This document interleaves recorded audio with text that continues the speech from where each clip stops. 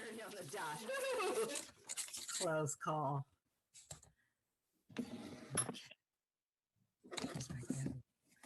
Well, I said hello to everyone earlier. You did say hi? I did. You just, my voice wasn't. Oh, Can you, your mic was off.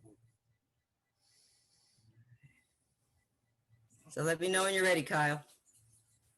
I think we're good to go. Okay. Call to order the regular meeting of the Rio Dell City Council. Roll call, please.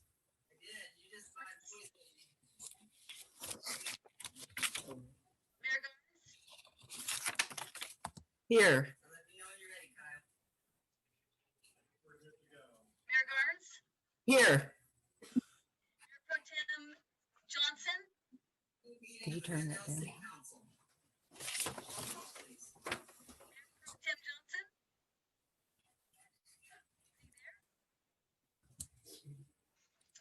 Councilmember Carter, Here. Councilmember Wilson. Here, it's very hard to hear. Is that you, Karen? Yes.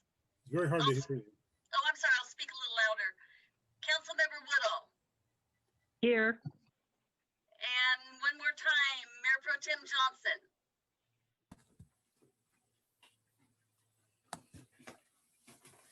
Okay, thank you. Okay. I don't see his, he's there. He's there. I see his name. Okay, I'll put him as here. City Manager Knopf. Here.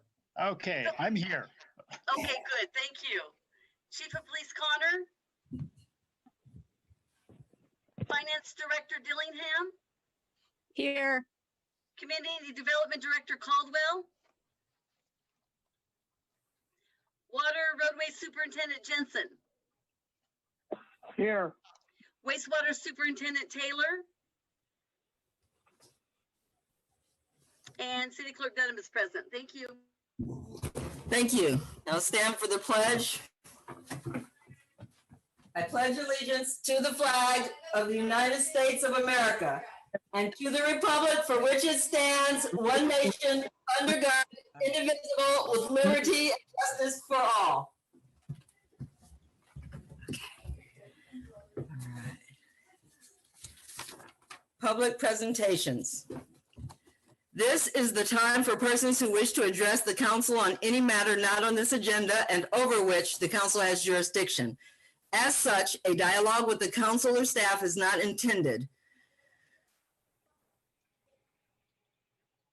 Requiring council action not listed on this agenda may be placed on the next regular agenda for consideration if the council directs, unless a finding is made by at least 2/3 of the council that the item came up after the agenda was posted and is of an urgency nature requiring immediate action. Please limit comments to a maximum of 3 minutes. Do you have any hands raised or emails? Currently, there are no hands raised.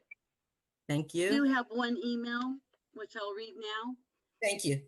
Myself and many in the community would like to encourage city leaders to continue with the focus of the revitalization of the downtown area, together working with our new code enforcement officer, along with the many property owners on Wildwood, including the current existing multifamily complexes, to improve the business climate that would serve our community as well as attract tourism. The time is now to clarify our vision for this beautiful and unique community. Most that live here value and enjoy our natural surroundings and have hopes that our city leaders will be mindful of this in regards to any and all future developments. Our gateway project should be inviting, welcoming, and is most important for first impressions. The views that surround us should not be compromised with multi-level developments. Consideration of an updated report of our housing element would be helpful in focusing on the need of attracting moderate and higher type housing developments moving forward in the best interest of serving the needs of our community. Sincerely, Cindy Treadwell. Thank you. Are there any hands raised during that time frame? No, there are still no hands raised at the moment. Thank you. So we will move on to the consent calendar. Is there anyone from the council who would like to remove an item from the consent calendar?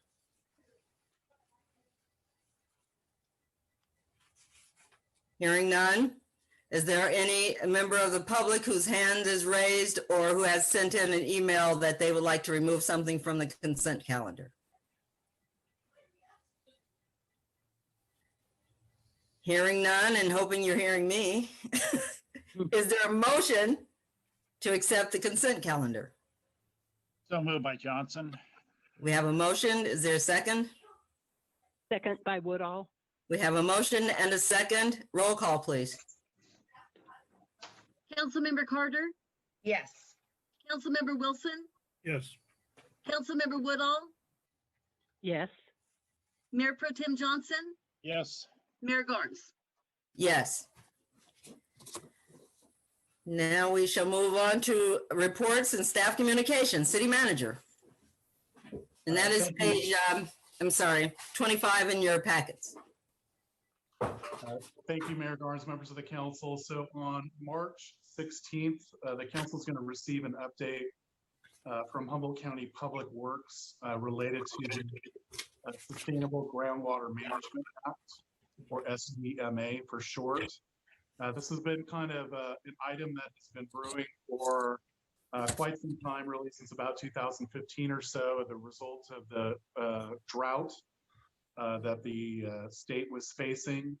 The Sustainable Groundwater Management Act identified the Eel River Valley groundwater basin as a medium priority basin for monitoring purposes. And so that's really handled from the state level, from the California Department of Water Resources and State Water Resources Control Board, but there is a local element to it. And so as part of the stakeholder engagement process that the county is required to go through from the state, the county and its consultant, Jack Rice, will be providing a presentation and progress update to the council and members of the community. So again, that's on March 16th. And basically they'll go over the SGMA. They'll talk about the county's role in developing a groundwater sustainability plan for the basin, a timeline for the adoption of that plan, in the creation essentially of a county groundwater sustainability agency. And then basically a progress update on those developments. So that'll be coming up on March 16th. I also just want to provide a quick update to the council on the gateway sign. As the council may recall, the sign was taken down for maintenance and has been replaced by something I don't think anybody's very satisfied with. We have been in conversations with the artist who created the design for the sign, and she is going to be working with us on finding a new sign maker to basically bring that back to the original condition of the sign. So we are kind of unfortunately starting over with that process, but I don't think it's going to take too much longer, hopefully. And then, and also, you know, the city is watching some of the latest federal stimulus package news. We were on a conference call earlier today with potential funding coming down from the federal government through CDBG that potentially could be used for healthcare service facilities, general welfare service facilities. One facility that does come to mind is potentially the Community Resource Center as a potential beneficiary of these funds. But we're going to continue to monitor that and come back to the council as needed to see if we can make some improvements in that regard. With that, I'll go ahead and return it back to Mayor Garnes. Thank you, City Manager. Okay, Council, Mayor Pro Tem Johnson, questions? No questions, Mayor Garnes. Thank you. Council Member Woodall, No questions. Council Member Wilson, no question. Council Member Carter. No questions. Thank you. Thank you. And I have no questions. Are there any hands raised or emails? Currently, I see no hands raised. And I see no emails. Okay, then, let's see. We will call that good, and we'll move on then to page 29, mid-year financial report. So thank you, Mayor Gardens, members of the council. Cheryl Dillingham, our finance director, is going to provide the council the update, but it is in the packet.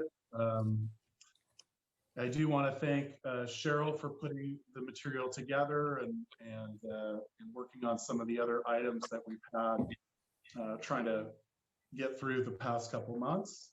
So with that, I'll go ahead and turn it over to Cheryl.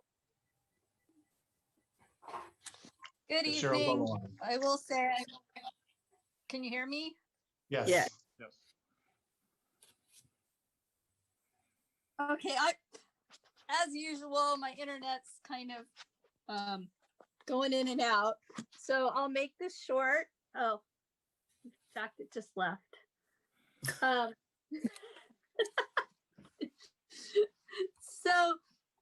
the mid-year looks really good. All things considered with the pandemic, I'm very happy to see how things are going. Our expenditures and revenues were almost equal at mid-year. Some highlights that aren't in the report. I think the report speaks for itself fairly well, at least I hope it does. But when I put these budget numbers together, I did not include contingencies. And so based on the current trends, I'm optimistic that we may not need to use any of those funds that we put in contingencies for the implementation of the compensation study. This is primarily due to vacancies in staff and other savings. We'll revisit this at third quarter, but I am optimistic on that at this point. The most revenues are coming in higher or right at levels. Any changes between this year and last year are mostly due to timing and how the timing of the receipt of the money. For example, with streets, the revenues are lower because we hadn't received our TDA funds at mid-year, which we had last year. Cannabis revenues are coming in really good in the general fund, and due to changes in how the state is distributing sales tax, they're giving more upfront and doing smaller true ups. So the sales tax looks really good at mid-year. I still think it's going to be close to budget. I'm not anticipating that it's really going to go over budget, even though it's much higher at mid-year. For the first time, cannabis revenues actually exceeded property tax revenues. And so our top three revenue sources for the general fund are now property tax in lieu, which is vehicle license fees that are swapped out, retail sales tax, and cannabis tax. I already spoke briefly about the streets funds. The state does an update of their projections in January, and they were pretty much on target with what we have in the budget. The sewer and water funds are looking just about right on budget, slightly lower in expenditures, and revenues are pretty close. I will make a comment that the revenues for utilities are posted at the time the bills are issued, not when the money is received. So there's an accounts receivable, and that accounts receivable is $68,000 higher this year at mid-year than it was last year at mid-year, which represents about 3% of the total revenues from charges for sewer and water. And that had actually been built into the budget, which is part of the reason revenues are looking higher than the budget. But I will also note those funds are actually still due to the city, and at some point, and I'll read, sorry, this is due to COVID and the pandemic and the inability to shut water off, which is allowing people to get really far behind on their water bills. And those funds are still owed to the city, and we have had some people starting to ask for payment plans. And so the budget outlook going into next year, pretty much we have the same items that we had this time last year, which is expenses are increasing faster than revenues, state regulations are taking a toll on the budget for the sewer fund. State-based revenue formulas for streets are never sufficient to give us enough money to take care of our roads, which the general fund has fortunately had funds to pick up and help out taking care of Rio Dell streets. The economic outlook, who knows? This time last year, we were all worried about an upcoming recession, and then the pandemic hit, and I don't even know. I'm just like baffled about how things are going, but fortunately they're going good for Rio Dell. Nice. And then the GAN limit is a calculation that we have to do that makes sure that our revenues don't exceed a growth factor that's somewhat controlled by population and CPI. And Rio Dell's getting really close to hitting the limit on that. And that's something that, you know, Kyle and I will be monitoring and talking to the council about. And with that, I'll just turn it over if anybody has any questions. Thank you, Cheryl. I will go to the council now. Councilmember Woodall. I think it all looks good. I was impressed to see that our cannabis revenues have exceeded property tax. I mean, I'm just glad they're coming in. The last thing you mentioned, Cheryl, did that relate to the GAN limits calculation based on city population may now limit tax revenue? Was that one of the last things you mentioned? Yes. Okay, then I understand that. And then I was talking to Kyle earlier, and I had noticed that on the sewer funds, the CPI adjustments, these are last year that they're going to authorize. They're authorized to end this year, but I think Kyle mentioned that we'll address that with a rate study in the next year, and then we can look at CPI again. Was that right, Kyle? That's yes. correct. Okay. No, those are the only two things I think looks like we're doing good. Thank you. Thank you, Julie. Councilmember Wilson. Yeah, just the one question on the, you say that you list that what's billed is what we're showing what we've gotten for our water and sewer fund. Are we significantly behind in the people making payments on that? Is that a big number? Well, it's 68,000, which is 3% of total annual revenues. So to me, 3% isn't a really big number, but to somebody, the few people that owe that money, it's really big numbers on an individual basis. So, I mean, I had built a 3% revenue reduction into the budget because of COVID and other things that were going on. And that SB, was it 98? It's been so long now. So the revenues are okay. It's just something that's out there that I wanted the council to be aware of. Is there a normal for us that we're behind in this compared to the 3%? Is it? It's 3%. Wait, let me. Usually, okay, this is somewhat hard to do because I don't have as much information at home as I would in the office. But what I looked at was, actually, I do have that to put it into context. So the accounts receivable for utilities last year was $251,000. And this year it's $319,000, which is $68,000 more.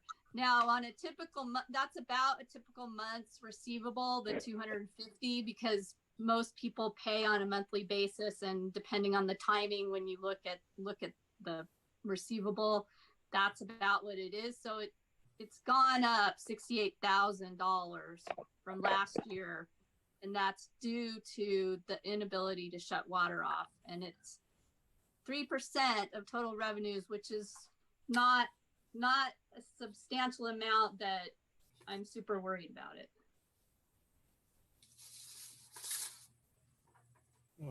And hopefully we don't write it off. Hopefully we are able to collect that money. And COVID, there may be some upcoming COVID relief that might help those people out. And we will certainly do our best to direct them to those potential sources of revenue or aid to help them pay their bills. All right, that'll be good. Thank you. Does that answer the question? Well, yes and no.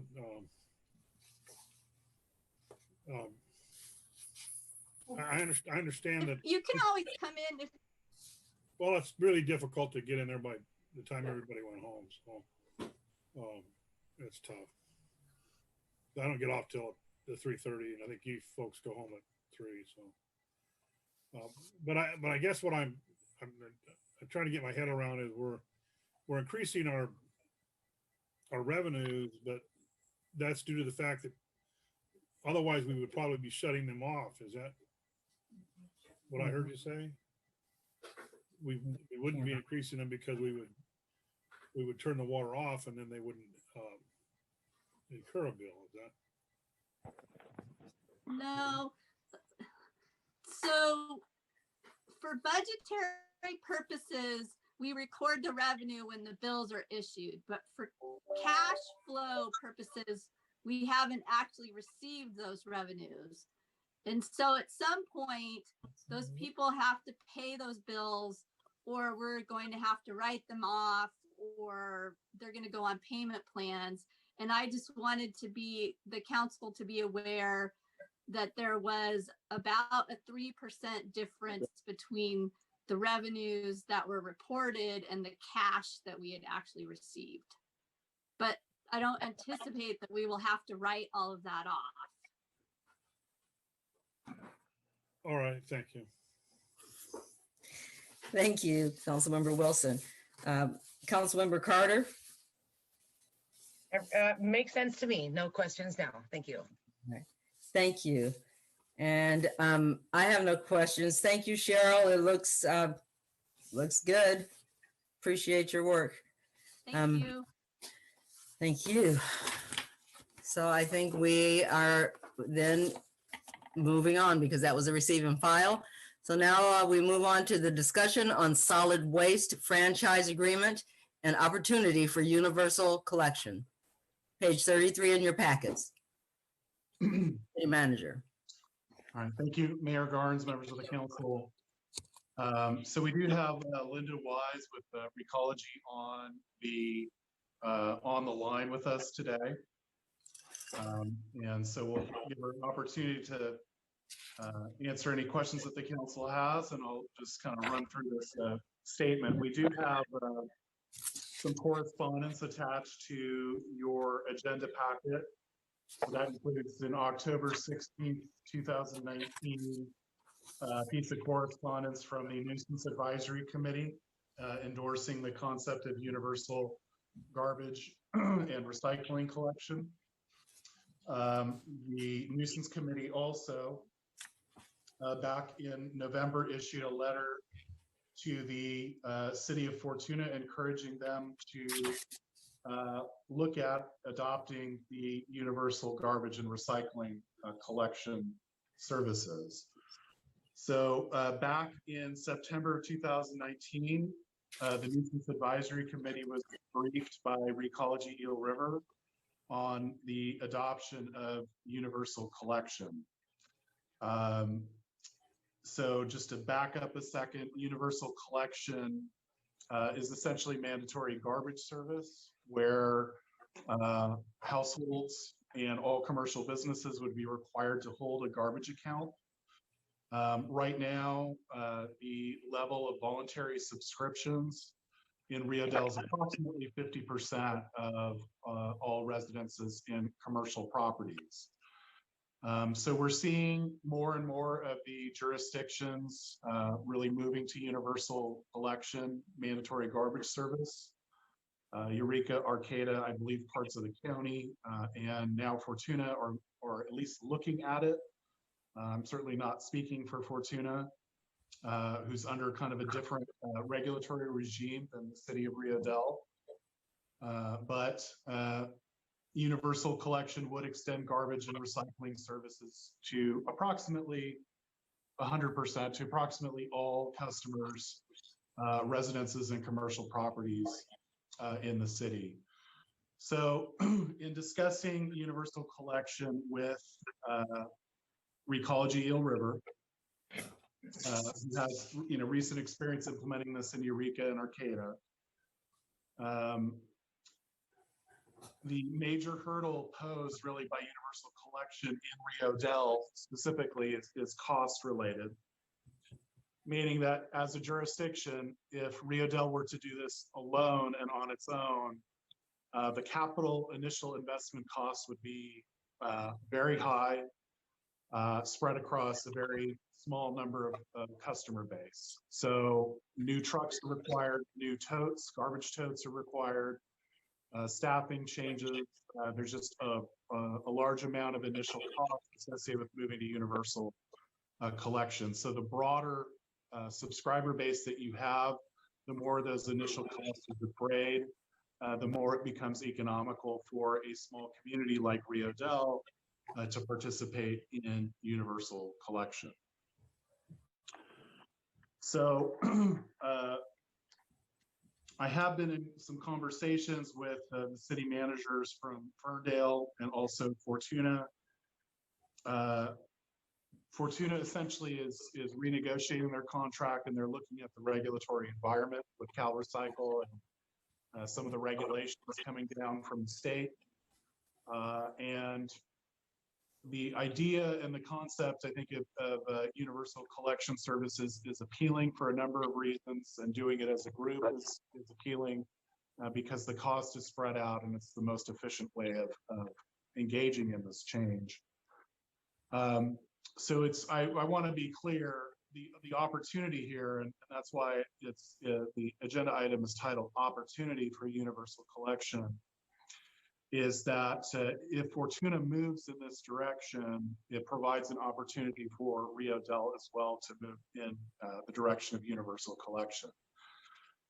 They are a necessary partner in moving in this direction. We could not do it alone. Rio Dell and Ferndale, if we decided to do it without Fortuna, it would work.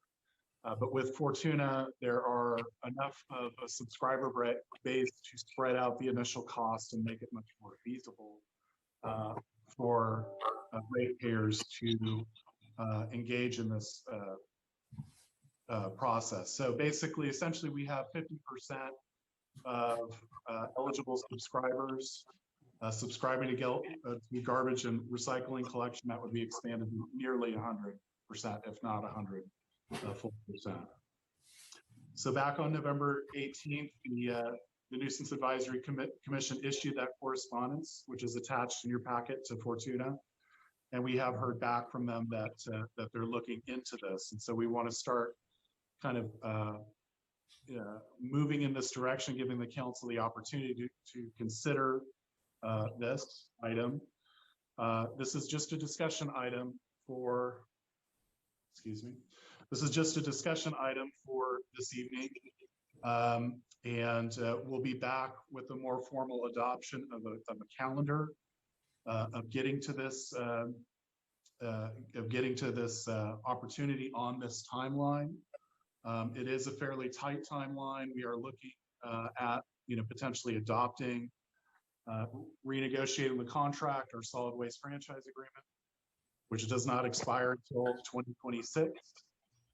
We're looking at passing a new ordinance related to universal collection, conducting the study, doing public outreach, all of that before the end of June.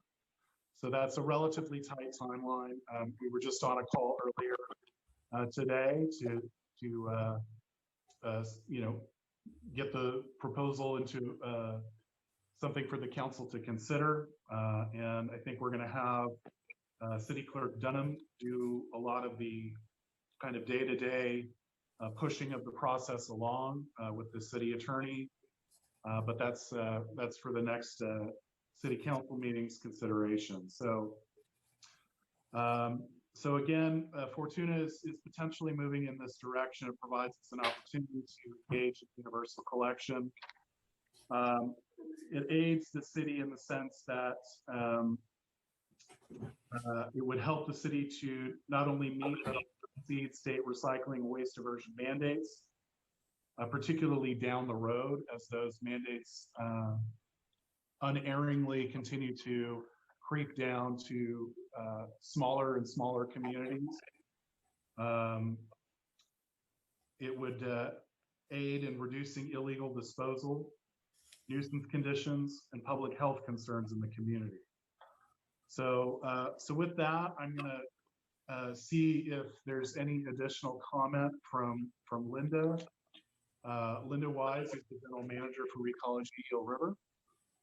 Linda, welcome, and hopefully I covered a good amount of it, but feel free to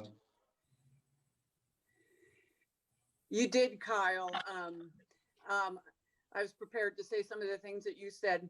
I want to say that I know that this is coming quickly, and it really is hinging on some of the things that Fortuna is going to be needing to do in a short period of time. And also one of the things that's an efficiency is that we're going to be able to take advantage of a timeline and having some public forums and workshops that are somewhat in the same area where you are, and they're going to be experiencing similar changes. So we really see that as something that's going to be a positive in communicating some of the changes that may be happening.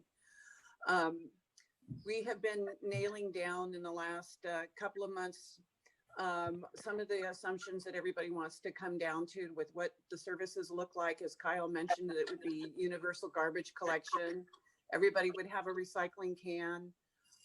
We'd also be offering the voluntary green waste program, and still would be every other week for the city of Rio Dell and Ferndale, because it's not a required system to do weekly yet, and also offer the bulky item pickup. So I know that that's something that you guys have been wanting for a long time, because it will help with some of the issues with people having difficulties disposing of things. And, you know, I think that there'll be better systems in there, better contract and better transparency for everyone in bringing up this now. So if you have any questions about, you know, some of the details that we've been working on, I can let you know. Right now, the ballpark is that we're looking at for like a 30-gallon can. What this really looks at is it's about, you know, what most people are on right now. They're going to be getting their own can. They're not going to be supplying their own cans any longer. We'll be having a universal look, and it's going to be around between $2.50 $2.75 per person more per month. So it's not like terrible amount of money.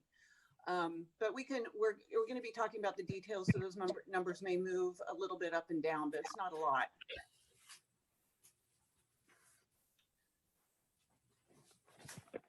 So and just to add a little bit to you know, to Linda's comments, you know, this is also an opportunity when we do a solid waste franchise agreement. There are some potential changes that we can make. Now, we renegotiated back in 2016, and again, our current contract is not expired until 2026. So we would be essentially renegotiating that early. There are different issues that we can address, one of them being discounts for either low income or senior residents. We can address who pays for garbage services ultimately between the renter and the landlord, whether that ends up on a property tax bill for payment if somebody's not paying appropriately. There are other issues that, potentially could be wrapped into a new agreement. For example, street sweeping. There are different cleanup events could continue to be sponsored or could be canceled.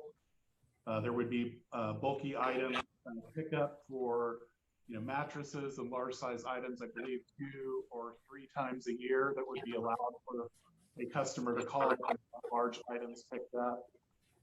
And then, there could be,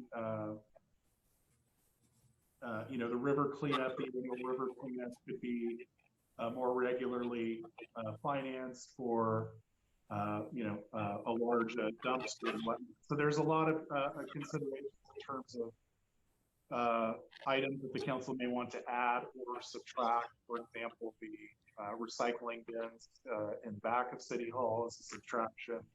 If you had universal pickup, you wouldn't necessarily really need the bins in the back, or maybe you just need them over the holiday period to help provide some relief to residents who have just a lot of boxes and whatnot that they need to get rid of. So these are all options that that we can consider over the next couple of months as we move forward in the process.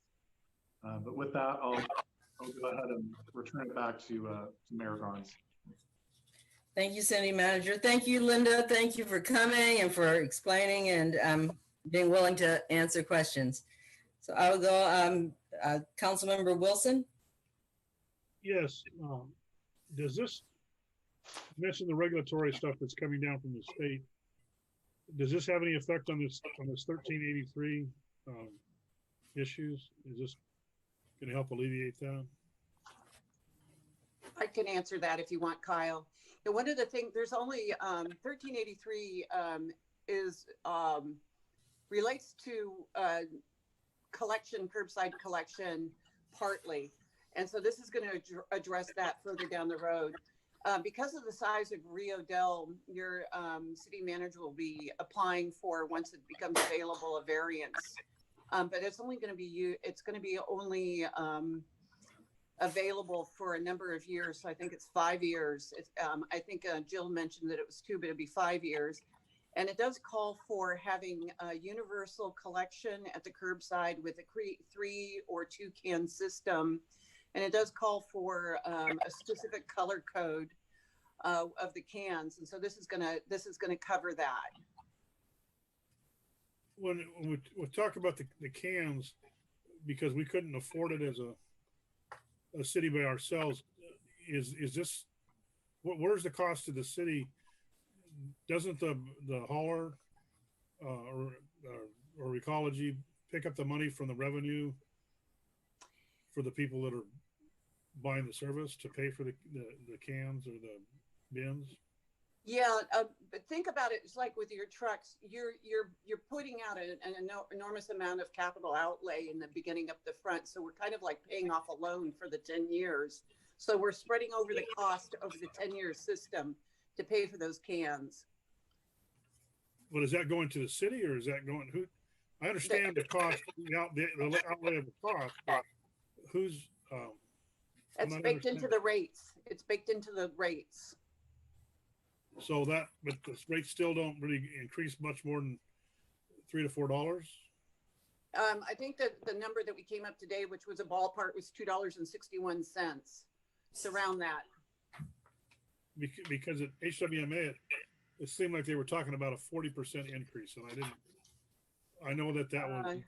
So one of the differences, if I could just jump in, one of the differences is that Rio Dell's subscriber base right now is 50%. So it would be essentially doubling the number of subscribers. So that's an element of what's calculated into the rates. I have had an opportunity to look at some of the other proposed rates, and Rio Dell's increase is relatively low, and I think in large part due to that.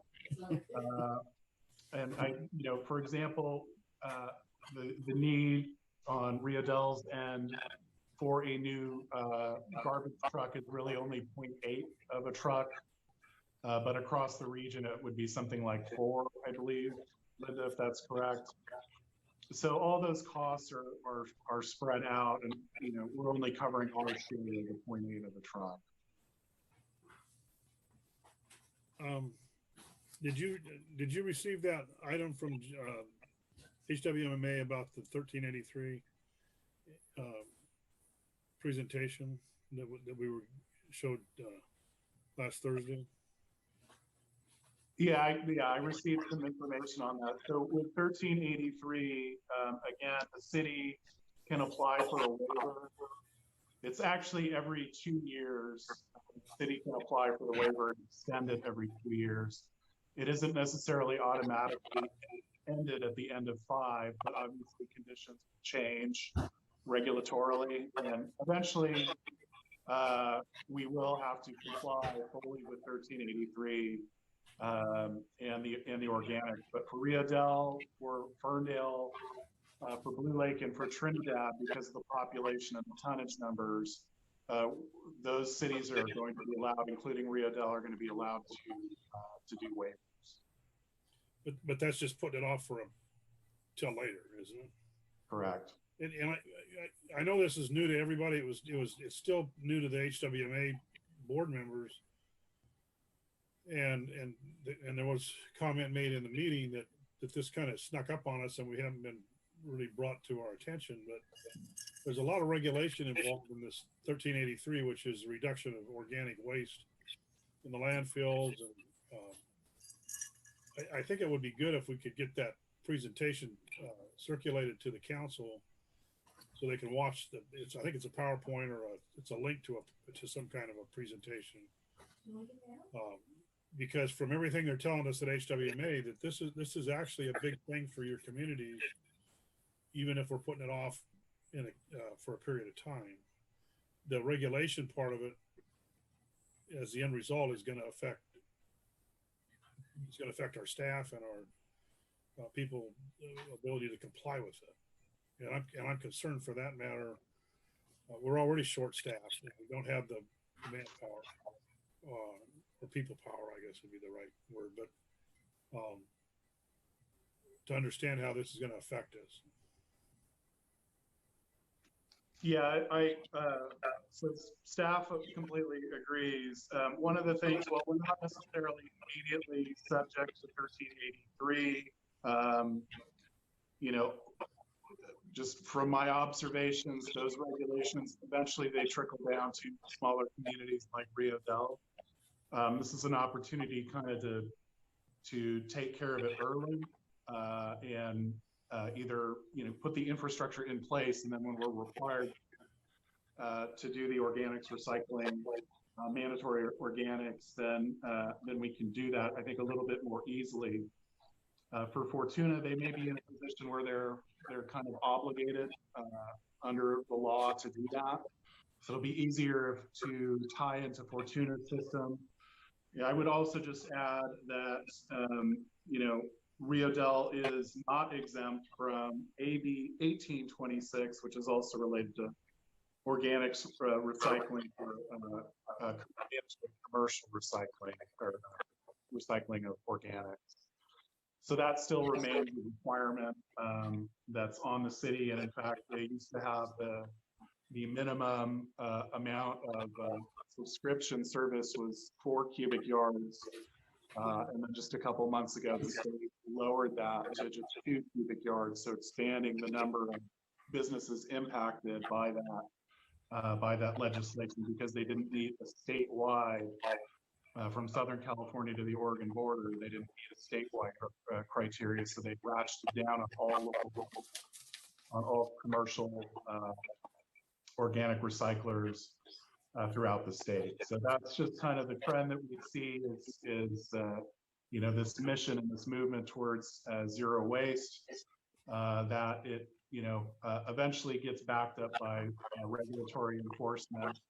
And I think moving to universal is definitely puts us, I think, in a very good position to be able to adjust to those regulatory changes. Right now, I think we're pretty vulnerable with the voluntary subscription rate of only 50%. Some of the other communities that have voluntary subscription are in the 80 or 90% voluntary subscription. So it's very low. We've always kind of teetered on the edge of meeting our diversion requirements, and this would certainly help us in that regard. Well, I agree with the universal collection concept because you're going to get the bins and you're going to get everybody is going to be forced to comply and do something to get rid of the garbage rather than us just mounting up and somebody taking it and doing whatever they do with that. But the part that I guess I'm belaboring, and I'll probably bring it up again in the council reports, is that this thing about garbage is not going to go away, and it's not going to get any less. Garbage is going to become a bigger and bigger issue, and how that's dealt with will be a bigger issue as well. So I'm just kind of leave it for that right now. And it's like I say, I support universal collection because, as Kyle said, it's going to get some of these the totes and the subscription rate up so that we can deal with this bigger issue of how all this garbage is dealt with. And it looks from everything we've been told that the state is passing this back to the local jurisdictions. The state's bailing out of it, and they're forcing it on the smaller cities are the ones that are going to have a harder time with it. So that's all I have at this point. Thank you, Councilmember Wilson. Councilmember Carter? Thank you, Mayor Garnes. Kyle, just to be clear, so if Fortuna jumps on board with this by the end of June and we do not, we've kind of missed the boat, right? Like, we're not going to get another chance. I wouldn't necessarily put it that way, that Okay. wouldn't have another chance. I would say the most economical time to do it is now. Down the road, we might be able to do it, but I think the cost is going to be higher. Again, because they're, calculating in these rates. Our need is for, 0.8 of a truck versus, so the quicker we get on board with this and participate, the easier it is on Fortuna ratepayers, the easier it is on Rio Dell ratepayers. I think that's the opportunity. But it certainly doesn't go away if we do not participate. Okay. It just becomes more expensive. It just gets harder to do. Okay, thank you. That was just what I wanted to clarify. Thank you. Mayor Pro Tem Johnson? Thank you, Mayor Garnes. Linda, if you're still here, I got a question regarding the recycle bins that are placed behind City Hall. And you guys pick them up very faithfully once a week, put out new ones. And my observations are that the cardboard is nearly all cardboard in the two big tubs that are there, as opposed to the big monster dumpster that it looks like lots of garbage gets put in that. Do you have any percentages, or that you spread out on the floor and gone Yes. through it, or your crews have? Yes. It at times is as high as 45% contaminated. And when that happens, that of course, if it's happening on a regular basis, it gets in contact with all the good stuff and the good work that people have been putting into separating things and to faithfully bring it there to recycle it. We do characterizations, and I can make those available to all of you with your curbside material as well. So we do monitor that. To me, it looks like we're going to have some very exciting discussions in the next 2 or 3 months, and I'm looking forward to it. It should be fun. It should be over the top challenging for our council because it doesn't affect a minority, but it affects everybody in our community. And there's going to be a lot of soul searching, I'm sure, by our council members. But thank you very much, Mayor Garnes. Thank you, Mayor Pro Tem Johnson. Councilmember Woodall? Yes, I have a few questions. Once we do the public workshops, ordinance drafting and adoption franchise agreements, and they have to, by the end of June 2021, I was listening to a lady when I was listening to the HWMA meeting today, and she said at that point, it would almost be 18 months before they could order, it would be 18 months before we could get a truck. Is that right? It could take up to 18 months before we could get equipment. That's the reason why we need to go through this quickly with the city of Fortuna, so that they can get some progress shown to the state that they're working toward that 1383. It does take about 18 months. Everyone in the state is looking to buy a garbage truck. They're about $450,000, and you can't buy them used anymore because of the Air Resources Board regulations. So they're not easy to come by, and that, you know, you have to buy them that are kind of customized to your area. So we'd be finding them that had shorter wheelbases so that we can get into alleyways and areas that are tight. Okay. Well, at least that would give us lots of time for public outreach and education. I know we need to do it before the ordinance too, but I mean, we need to do it all along to get people ready for it. And I was watching the meeting on HWMA today, and I was kind of surprised by the SB 1383 too. I'm glad to hear that we can get variances for a while, but like Kyle mentioned, we need, and Frank, we need to start working toward it. I mean, we can't say, oh, we're going to take a variance for 2 years and then just start looking at it at the last moment. I was overwhelmed with all they had to say, and I just think it would be to our advantage to really stay on top of that.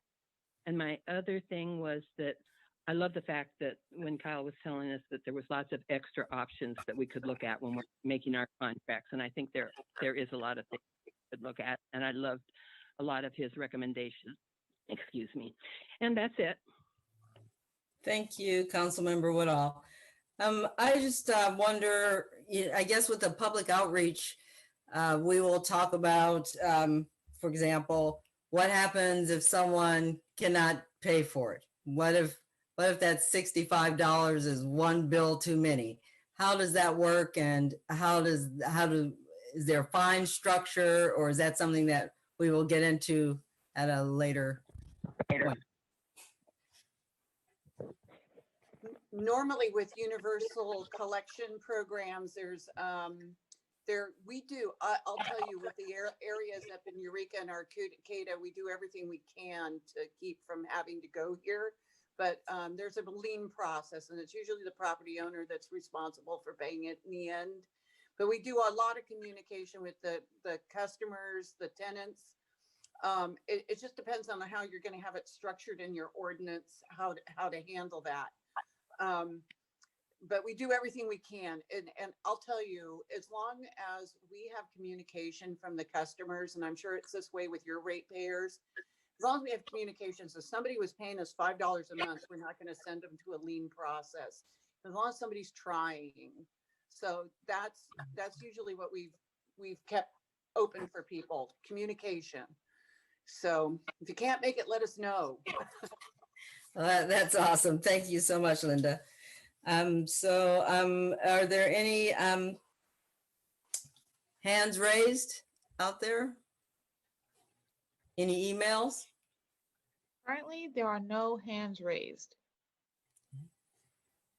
And I'm assuming no emails are there either. So thank you so very much, Linda, for coming and explaining it to us. And we look forward to working with you and getting this done as quickly as we can, I imagine.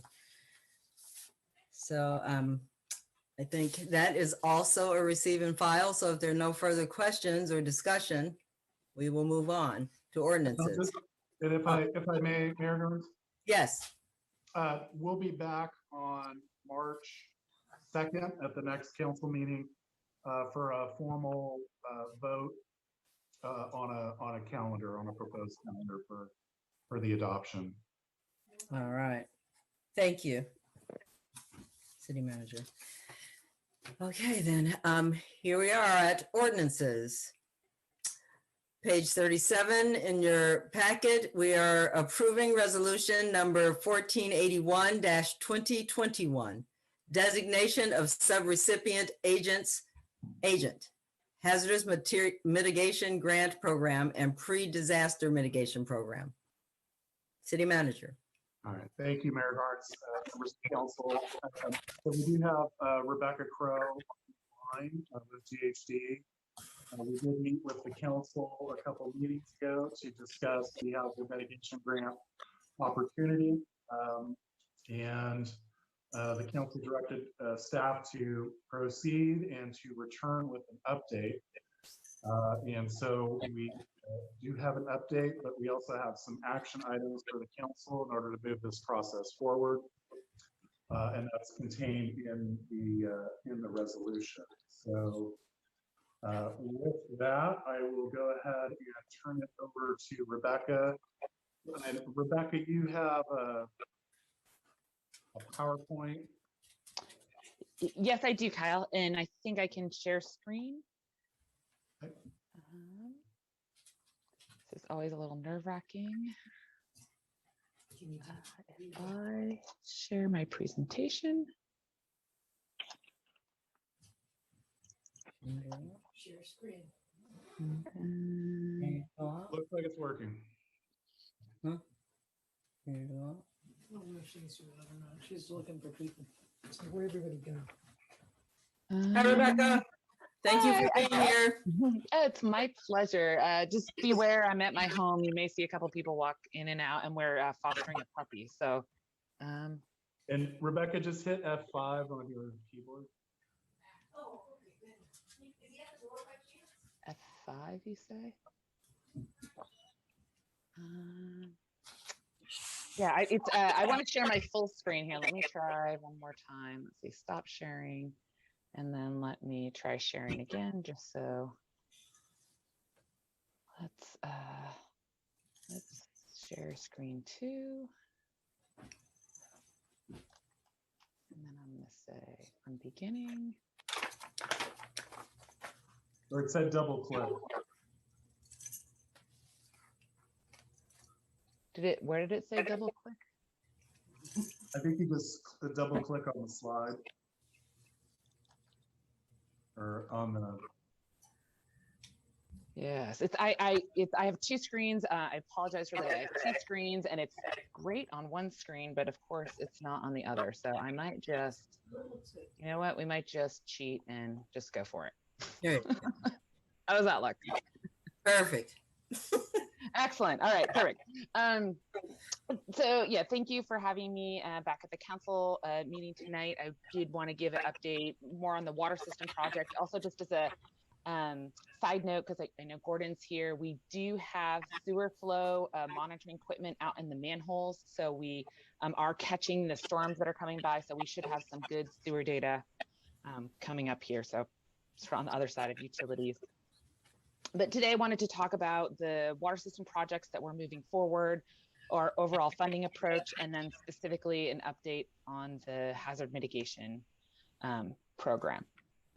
So as the council may be aware, the city obtained funding through the State Water Resources Control Board Drinking Water State Revolving Fund.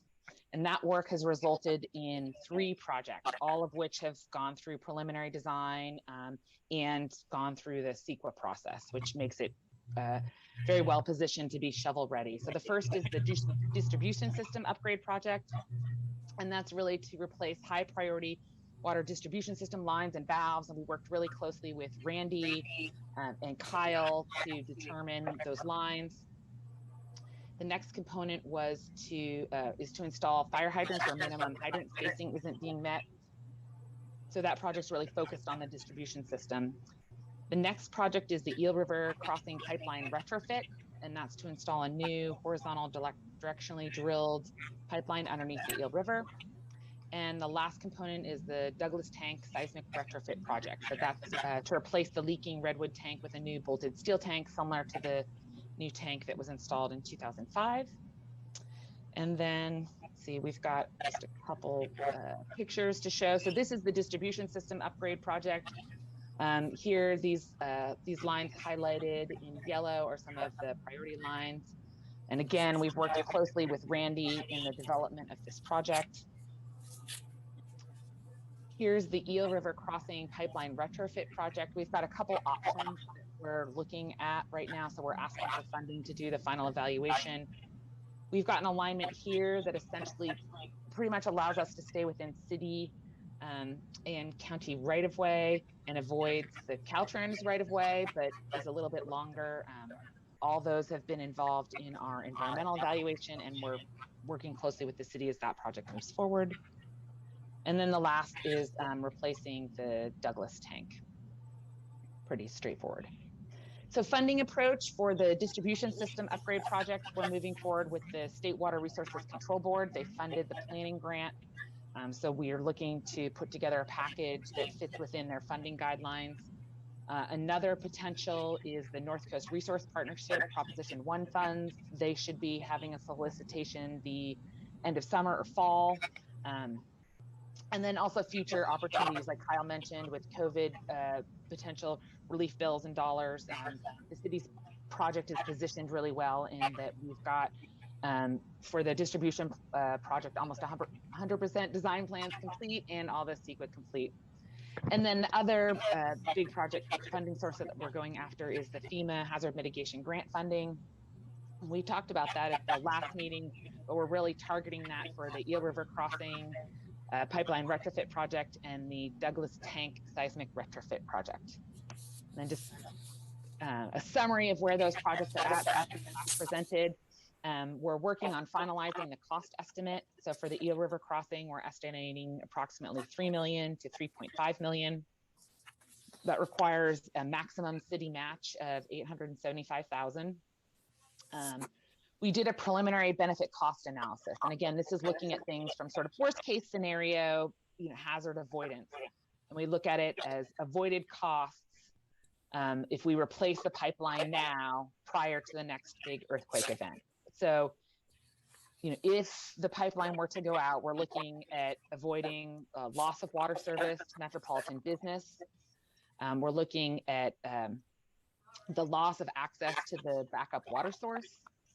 We're also looking at potential draining of the water system with failure of that Eel River pipeline and aging couplings at the connection to the water system. Again, this is really worst case scenario because we're asking the federal government for money to help mitigate these losses. So we're definitely, again, portraying everything in the worst case. But as you can imagine, if those couplings fail, in a minor earthquake, everything's in there and it should work fine. But you could potentially drain the system, which would cause loss of water service to the entire community, could potentially cause loss of fire service. So when you're looking at all those things combined, compared to the cost of the project over time, we're getting a preliminary benefit cost ratio of greater than 1. And in fact, we're working on it this afternoon. We're looking at just above 3. And if we're able to get above 3, that improves the ranking. That gets us some bonus points. So this project's looking really good.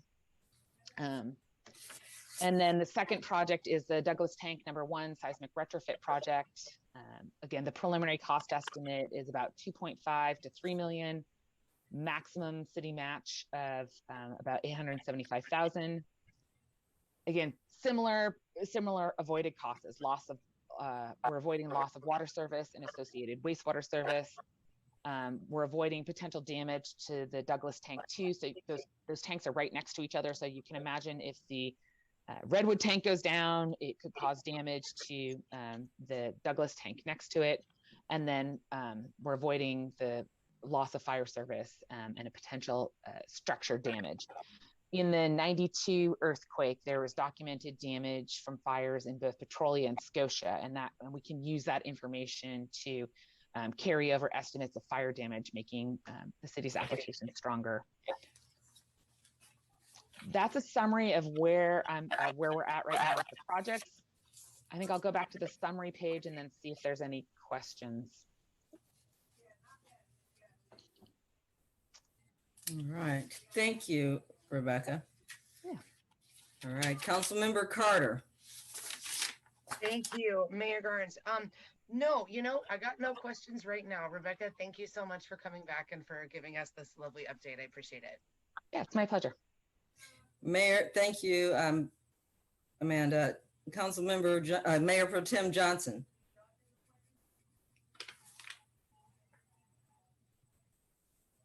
Thank you very much, Mayor Garnes, and thank you, Rebecca, for coming back to Rio Dell. Is there kind of a baseline for a benefit cost ratio that, you know, projects are going to be all go and below that, no go? You have to get a 1. If you don't get a 1, you can't. Yeah, that's obvious, but yeah, you know, a 3 gives you bonus points. If you get above a 3, you get bonus points. Each disaster is going to have its own little bonus points. We're able to address wildfire with this, so I think that helps us get bonus points. Does that answer your question? Yes. When do you expect to have a final benefit cost ratio?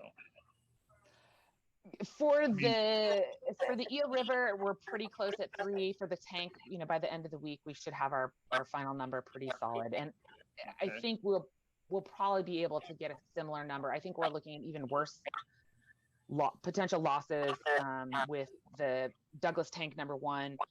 Especially we're putting everything in worst case, and we have to make it reasonable and logical. So it is logical to believe that if the Douglas 1 tank were to come down, it would damage and could potentially take out Douglas tank number 2.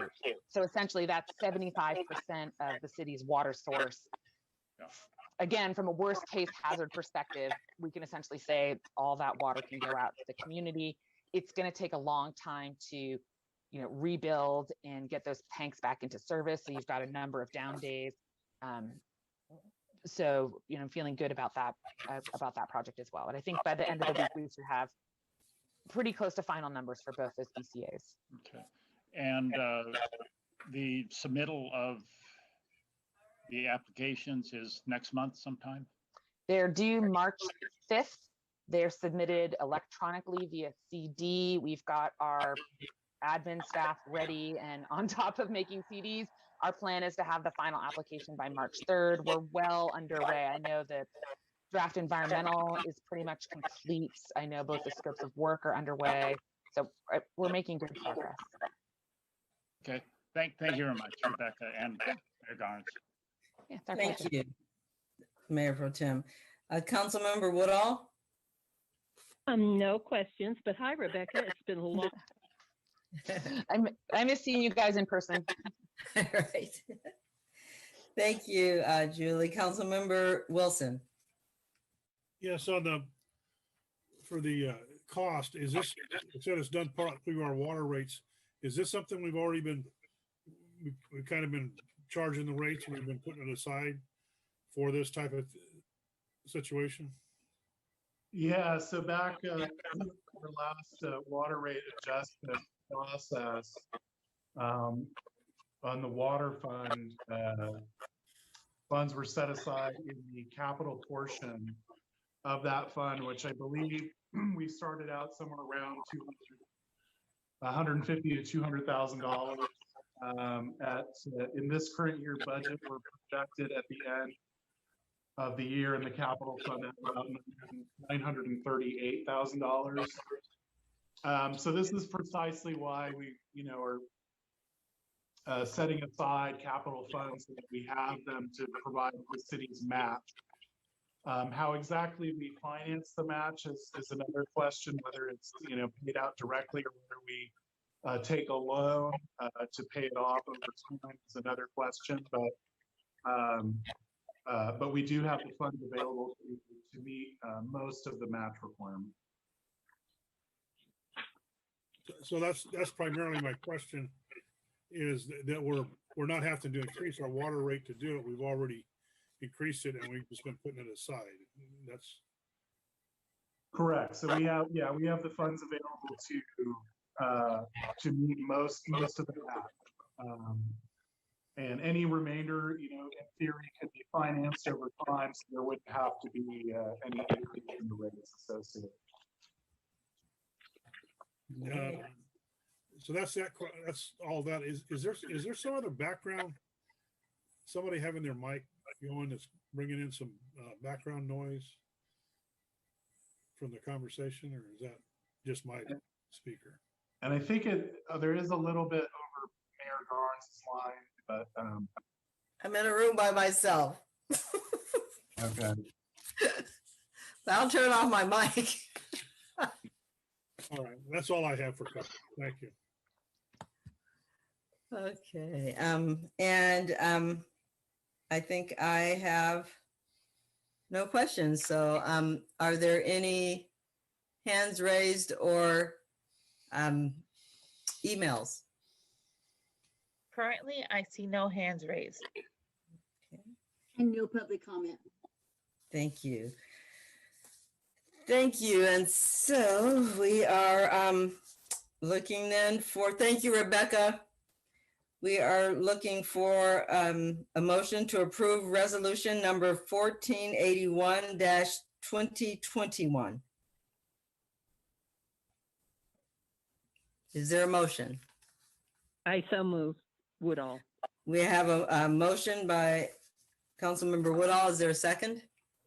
Second by Johnson. We have a second by Mayor Pro Tem Johnson. Roll call, please. Councilmember Carter, Yes. Councilmember Wilson, Yes. Councilmember Woodall, Yes. Mayor Pro Tem Johnson, Yes. Mayor Garnes. Yes, motion carries 5-0.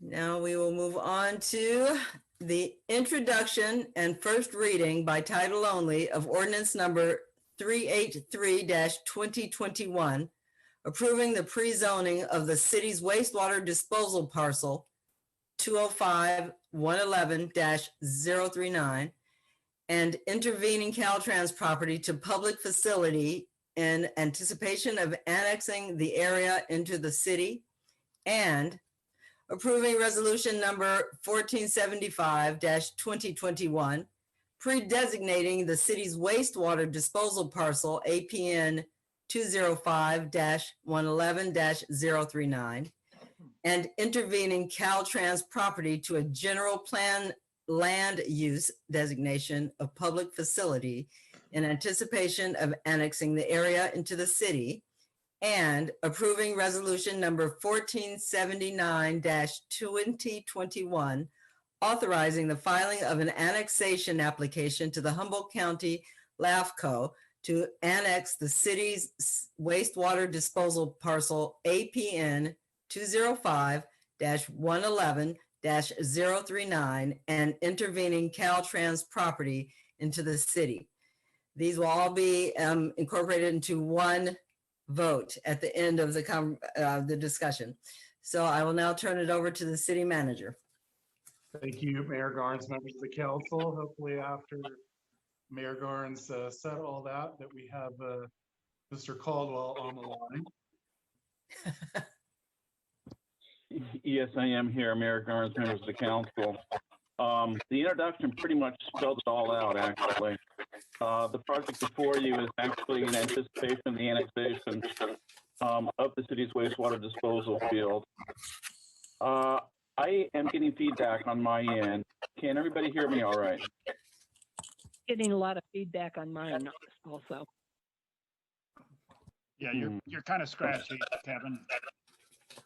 I apologize. I'm not exactly sure why. But again, I will try to make this short. The ordinance and the two resolutions are basically what's needed in order to make application to LAFCO to annex the city's wastewater disposal field and the intervening Caltrans properties.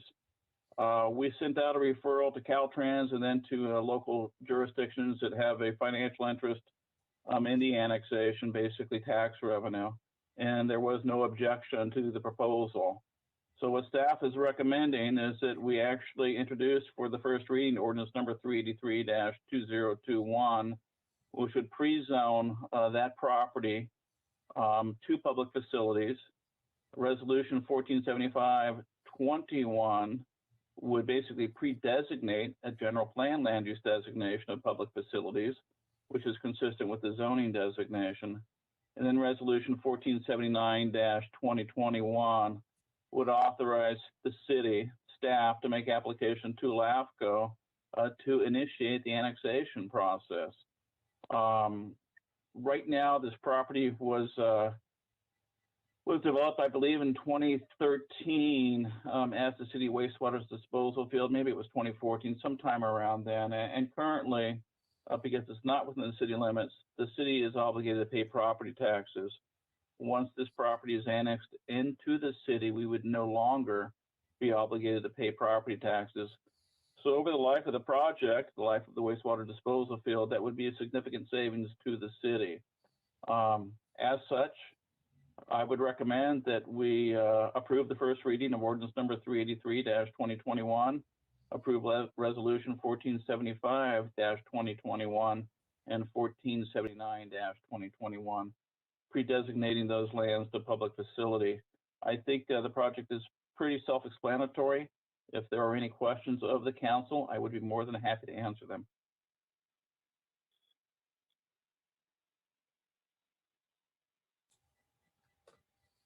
Hello? Hello? Deborah's muted again. Are we? You're muted, Deborah. I know, I'm on to it. I'm on to it. I was trying to avoid feedback. Anyway, thank you, Community Director Caldwell. And now we'll ask questions of the council. Mayor Pro Tem Johnson. Thank you, Mayor Garnes, and thank you, Kevin, for a good report. As we all know, I was a member of LAFCO for 4 years, and one of the items that I put into our list of things that we should be working on this year was this project. I'm 100% behind it, and it's time that we got that into our city and didn't have to pay taxes to the county. Thank you. Thank you. Councilmember Woodall. Yeah, do you think LAFCO will have any problem with it? I mean, can you see any reason that would hold it up? No, there has been no concerns expressed by LAFCO staff. They did recommend that we annex those intervening properties that are owned by Caltrans to avoid basically what's determined or called a island annexation. Other than that, they have been very supportive and are actually encouraging us to make application as soon as we get a chance. Okay, thank you. Thank you. Councilmember Wilson. Yes, we've been expecting this annexation for some time, and I'm behind it. Glad to see it come about, and thank you, Kevin, for pushing this forward. Thank you. Councilmember Carter. Thank you, Mayor Garnes, and also thank you, Kevin. Makes perfect sense to me. I'm on board. Let's do it. All right. I think everybody's onto this one. So that's good. Are there any hands raised or emails?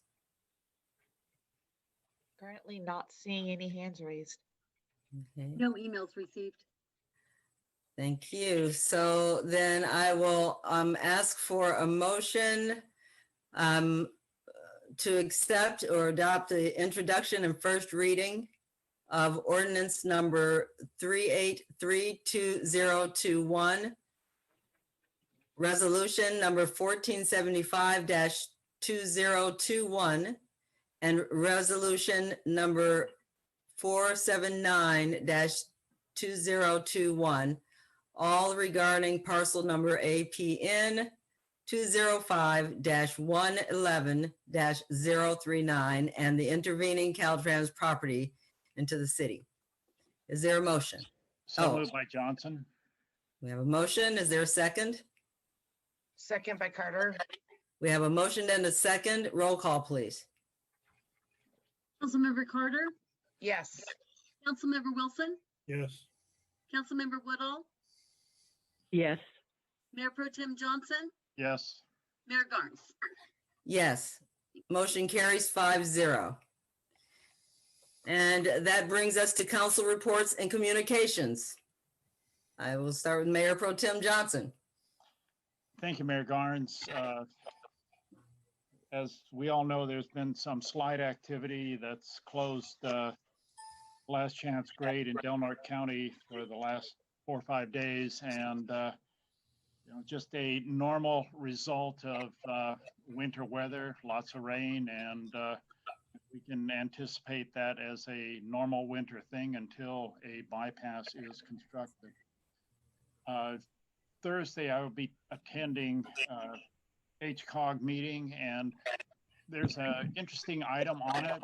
The city of Eureka, HCOG, and Caltrans has performed a study, actually by JHD Engineering, to explore alternates for Broadway, Highway 101 in Eureka, from 4th Street down to vicinity of Kmart.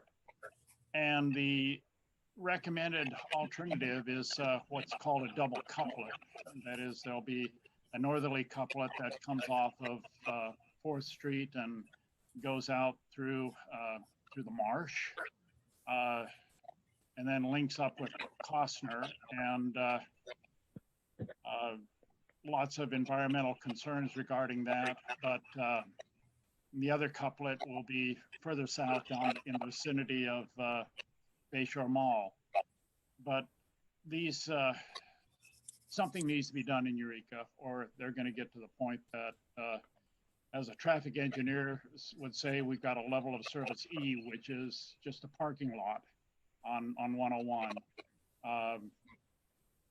I don't know how the coastal zone is going to respond to any requests by Eureka, but they need to move forward as expeditiously as they can. And something that's got the timeline of a last chance grade that takes 30 years to make it happen.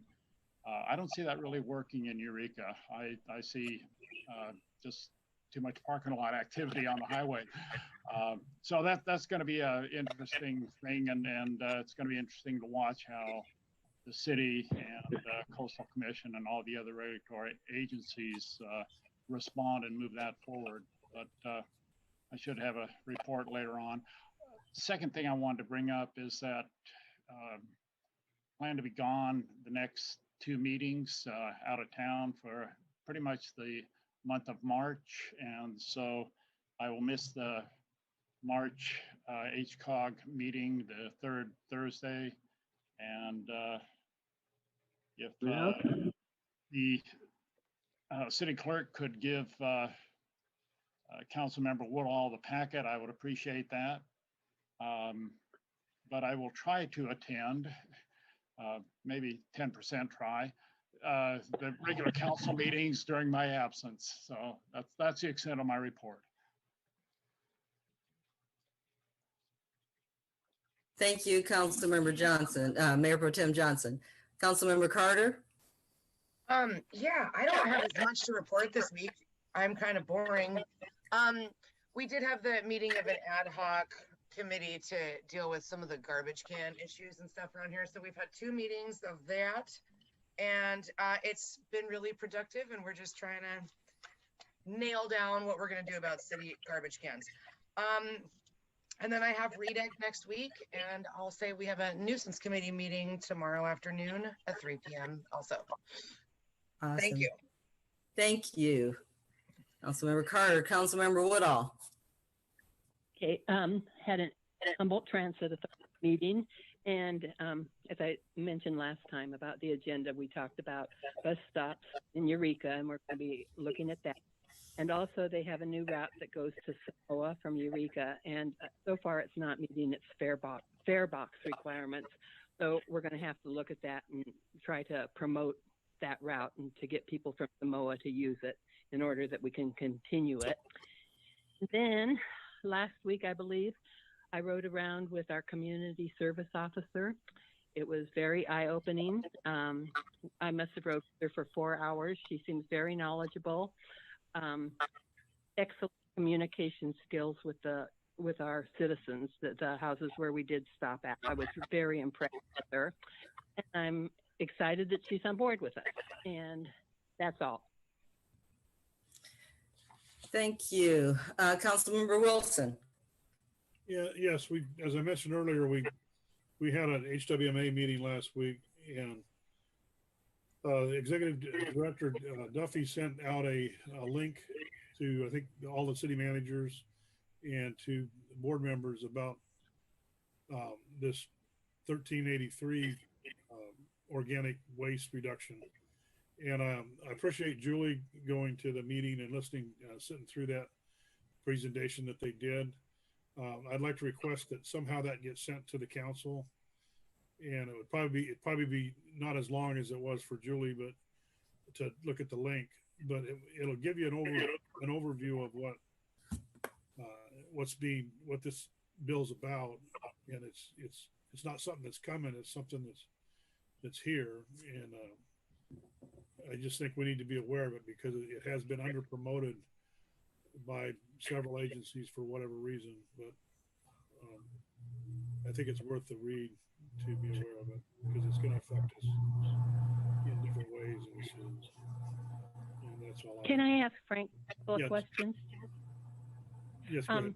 Frank, Cal Recycle said that there was a video that you might like to watch, and she was going to send a link. Did you get that link? I think that's what I just saw the thing today, but I think that's what's in the link that was sent to Kyle.